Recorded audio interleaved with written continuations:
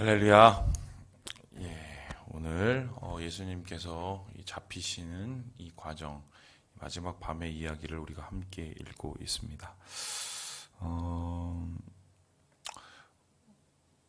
제자인 가룟인 유다가 예수님을 은 30냥에 팔았고요.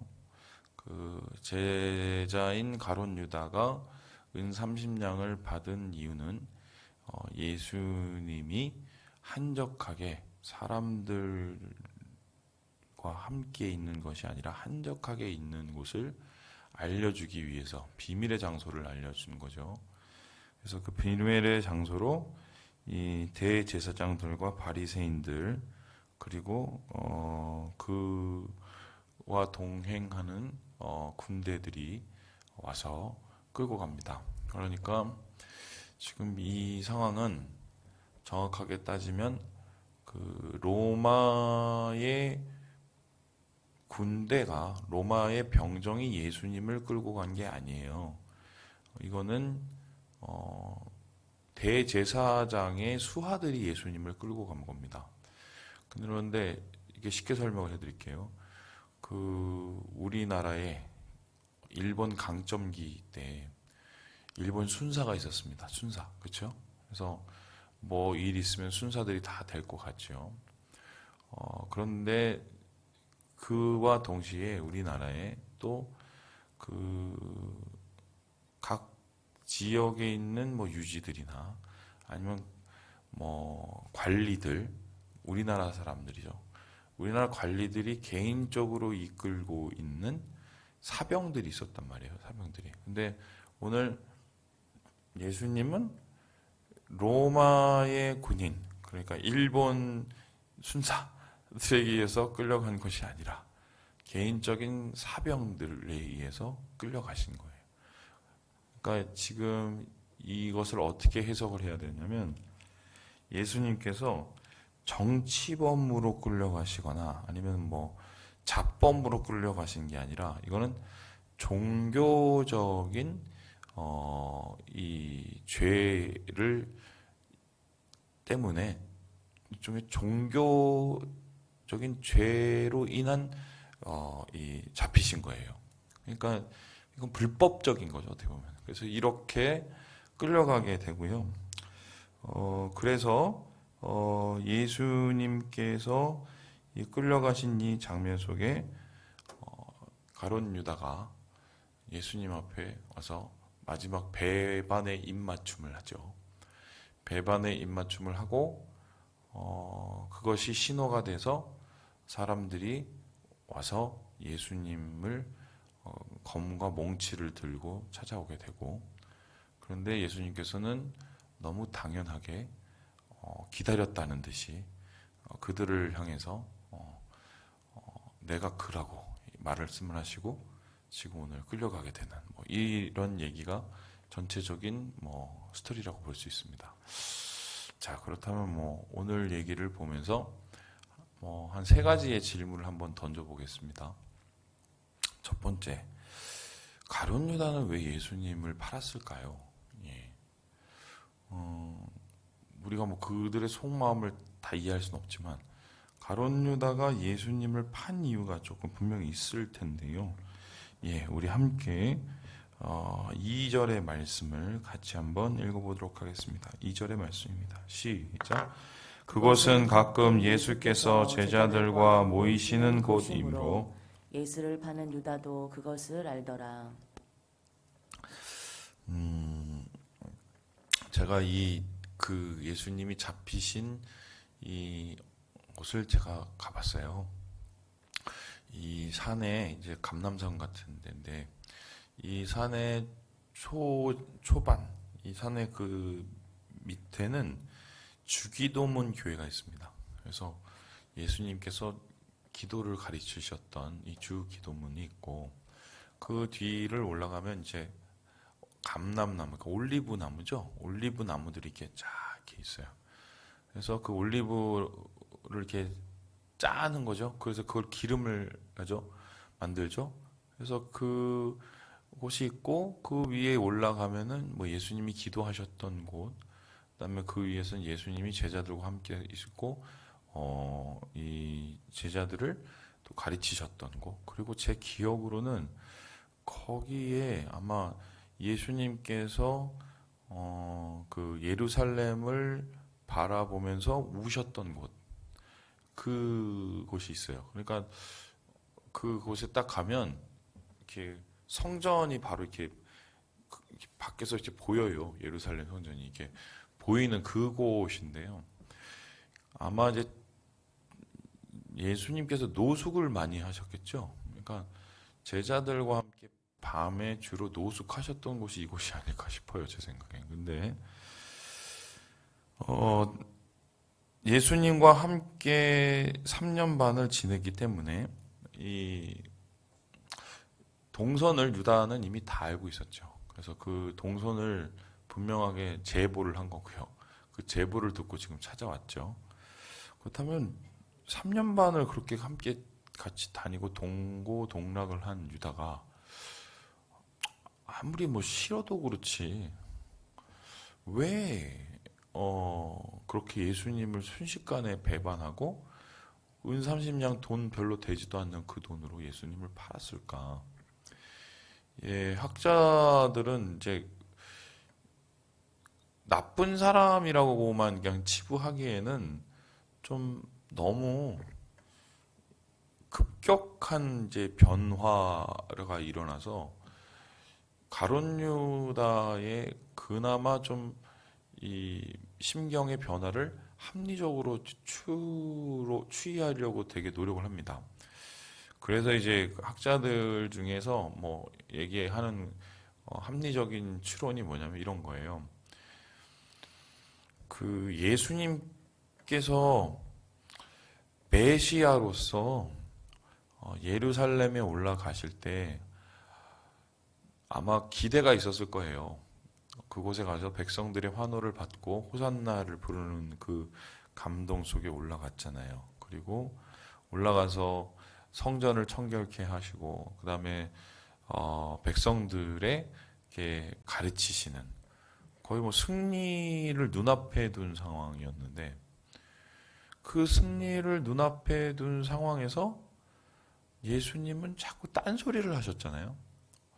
나는 죽으러 왔다. 그죠? 나는 고난을 받아서 죽을 것이다. 뭐 이렇게 얘기를 하니까 자기가 그려왔던 메시아의 모습과 예수님을 따랐던 그 동기가 있는데 그것과 예수님이 뭔가 포인트가 안 맞는다는 것을 알게 됐던 거죠. 그래서 충정의 마음으로 예수님을 이 길은 아니기 때문에 몰아붙이면 다시 말해서 종교 지도자들과 예수님의 갈등을 일부러 조장시키면 예수님은 능력이 있으신 분이기 때문에 자연스럽게 싸우게 되고 그 싸움에서 이기게 되고 이기게 되면은 메시아로서 예루살렘을 탈환하게 될 것이라는 자기의 개인적인 야망, 정치적인 야망 때문에 예수님을 그렇게 몰아붙였다고 생각을 하는 분들이 있습니다. 이 말에 따르면은 좀 유다가 그렇게 급격하게 돈 30냥이 돈이 아까워서 예수님을 팔은 게 아니라 그래도 자기의 딴에는 예수님을 좀 아름다운 모습으로 자기에는 결말을 주기 위해서 노력을 한 것처럼 그렇게 느껴져요. 근데 성경에는 그런 얘기가 나타나 있지 않아요. 단지 1번 가룟 유다는 돈을 좋아했다는 것, 그렇죠? 그래서 돈 괴를 맡은 사람인데 그것을 슬쩍 했다는 거, 이 얘기가 나오고, 두 번째는 뭐냐면 나중에 예수님을 팔고 굉장히 후회가 돼서 자책으로 목숨을 끊었다는 것. 이 두 가지만 나온단 말이에요. 그렇다면 이제 정확하게 우리가 그 사람의 마음을 밟을 수는 없으나 그게 정치적인 야망 때문이건 혹은 개인적인 굉장히 그 금욕, 그러니까 돈을 좋아하는 그 돈에 대한 욕구 때문이건 어쨌든 예수님을 제대로 알지 못한 거예요. 예수님을 따라도 예수님을 예수님답게 따르지 않고 자기의 뜻대로 따른 거예요. 오늘날도 신앙생활을 할 때 예수님을 따른 게 아니라 자기의 뜻에 맞는 예수님의 모습을 따르는 사람들이 있습니다. 이분들의 공통적인 특징은 자기 의를 내세우는 것을 좋아하고 자기의 의와 자기의 체면이 깎이면 신앙을 너무 쉽게 포기를 합니다. 그러니까 정확하게 표현하면 애초에 예수님을 믿는 게 아니죠. 자기를 믿는 거예요. 그래서 오늘 그 가룟 유다의 모습을 보면서 제대로 된 신앙의 모습이 무엇인지를 우리가 다시 한번 고민을 하게 되는 거죠. 두 번째 말씀인데요. 베드로의 이야기입니다. 예, 우리 함께 11절의 말씀을 같이 한번 읽어보겠습니다. 11절 말씀입니다. 시작. 예수께서 베드로더러 이르시되 칼을 칼집에 꽂으라. 아버지께서 주신 잔을 내가 마시지 아니하겠느냐 하시니라. 오늘 그나마 이제 제자들은 다 도망가고 있는데 베드로는 의리가 있는 사람이에요.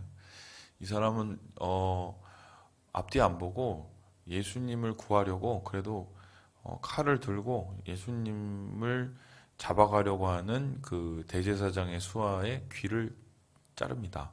그 귀를 자른 사람의 이름이 뭐예요? 말고라는 사람이라고 이렇게 정확하게 나와 있죠.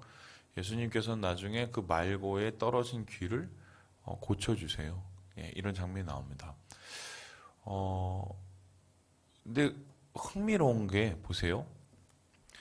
이렇게 막 용기를 가지고 거의 죽기를 각오하고 쪽수가 안 되는데요. 칼을 들고 예수님을 지키던 사람이 그렇죠? 순식간에 나중에 어떻게 돼요?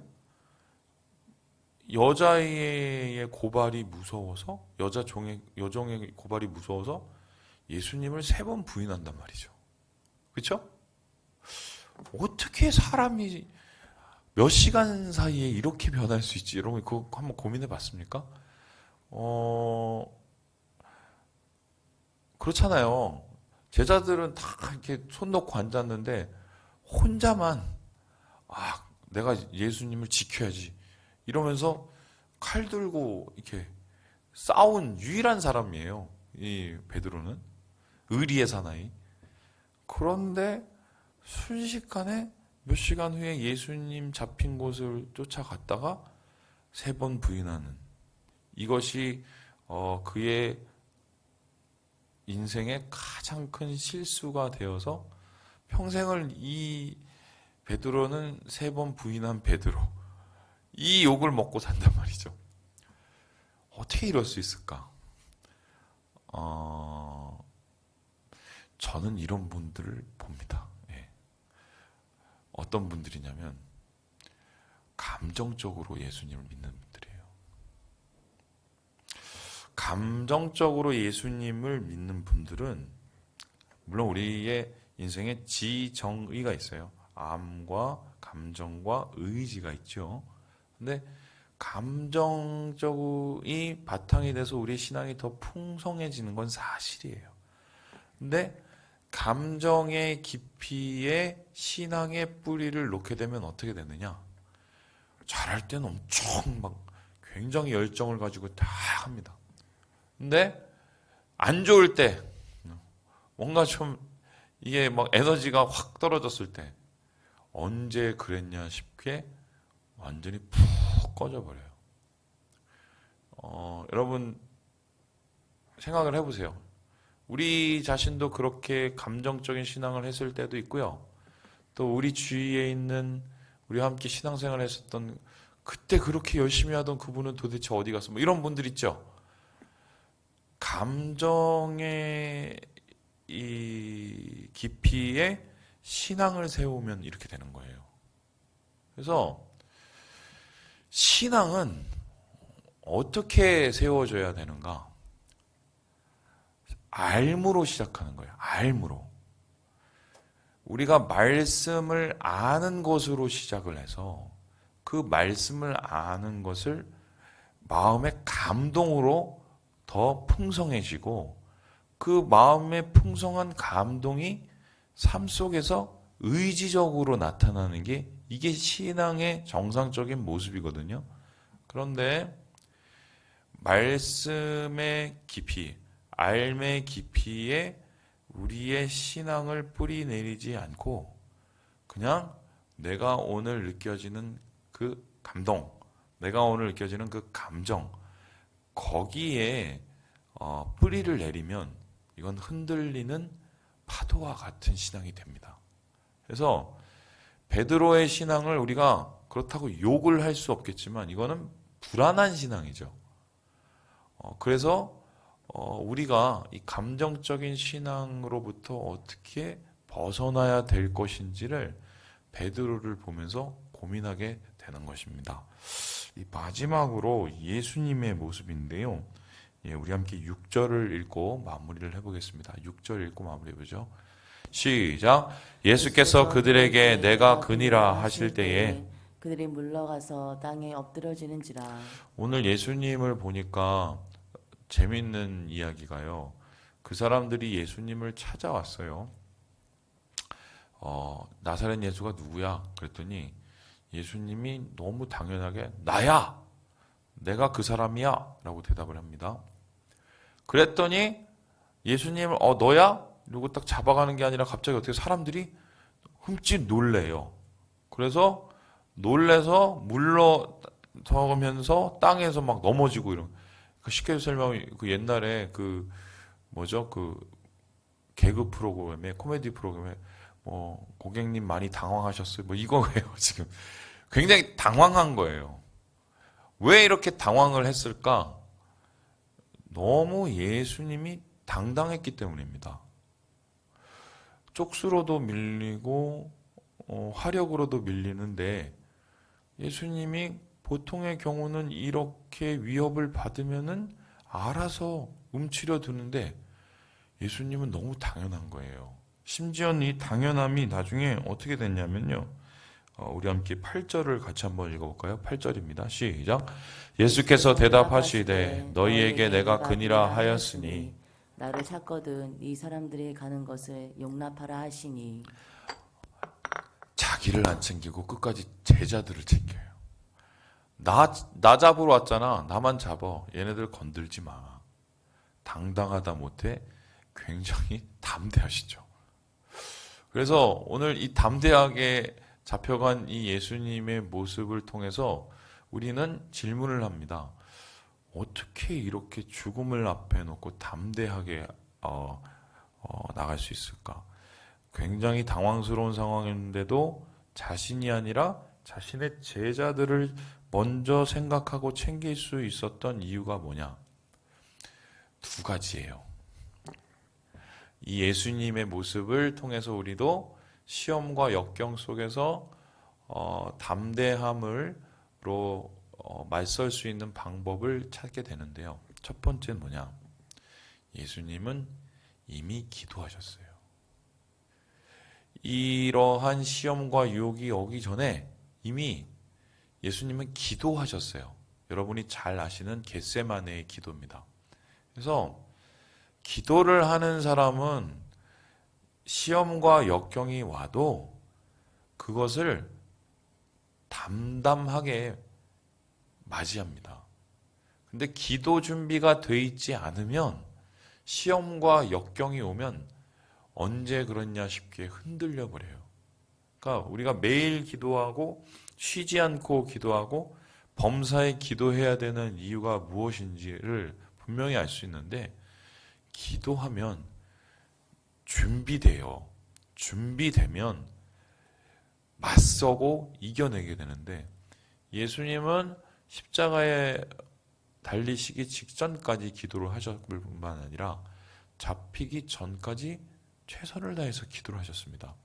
두 번째로 예수님께서 담대하게 맞이할 수 있었던 이유가 뭐냐면 이미 하나님의 뜻에 순종하기로 작정을 했기 때문이에요. 기도를 했고 작정을 했어요. 순종하기로. 순종하기로 작정을 이미 했기 때문에 자기에게 다가올 역경이 어떤 것인지 알았고 그것의 파도를 보는 게 아니라 그 밑에 있는 하나님의 뜻을 본 겁니다. 그래서 그 하나님의 뜻에 순종하면서 십자가의 길을 담담히 걸어가고 있는 예수님의 모습을 오늘 말씀 속에서 찾게 되는 것이죠. 그렇습니다. 감정적으로 신앙생활하면 흔들리고 자기의 뜻에 따라서 자기 의를 쫓아 신앙생활해도 이것도 엉망이 되고요.